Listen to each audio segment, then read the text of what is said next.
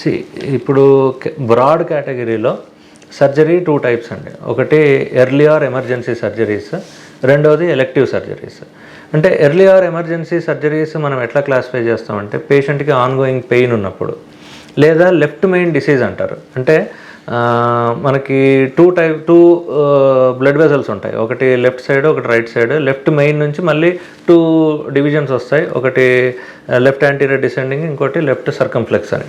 So ఇక్కడ చూసినట్టయితే ఇక్కడ లెఫ్ట్ బ్లడ్ వెజల్స్, ఇది right side blood vessel. So ఈ లెఫ్ట్ సైడ్ బ్లడ్ వెజల్స్ వచ్చే ముందు ఒక లెఫ్ట్ మెయిన్ ఆర్టరీ ఉంటుంది, LMCA అంటారు, లెఫ్ట్ మెయిన్ కొరోనరీ ఆర్టరీ.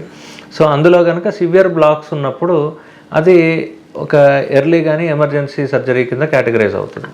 అది కాకుండా పేషెంట్కి ఆన్గోయింగ్ ECG చేంజెస్ ఉన్నప్పుడు, పేషెంట్కి ఆన్గోయింగ్ పెయిన్ ఉన్నప్పుడు, లేదా క్రిటికల్ ట్రిపుల్ వెసల్ డిసీజ్ ఉన్నప్పుడు, ఇలాంటి సందర్భాల్లో మనం పేషెంట్కి ఎర్లీగా కానీ ఎమర్జెన్సీగా కానీ మనం సర్జరీ అడ్వైస్ చేస్తాం, బైపాస్ సర్జరీ.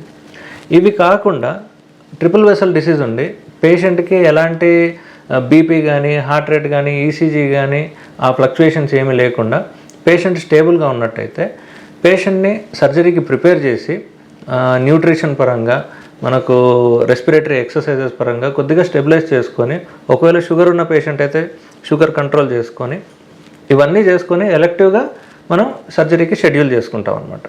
సో మీరు అన్నట్టుగా ఇప్పుడు ఎవరికైతే ఎలెక్టివ్గా మనం సర్జరీ చెప్తామో అలాంటి వాళ్ళు కొద్దిగా నెగ్లిజెన్స్ చూపించేసి సర్జరీ చేయించుకోకుండా మళ్ళీ నొప్పితో కానీ మళ్ళీ హార్ట్ అటాక్తో కానీ మళ్ళీ హాస్పిటల్కి తిరిగి వచ్చే సందర్భాలు కూడా ఉంటాయి.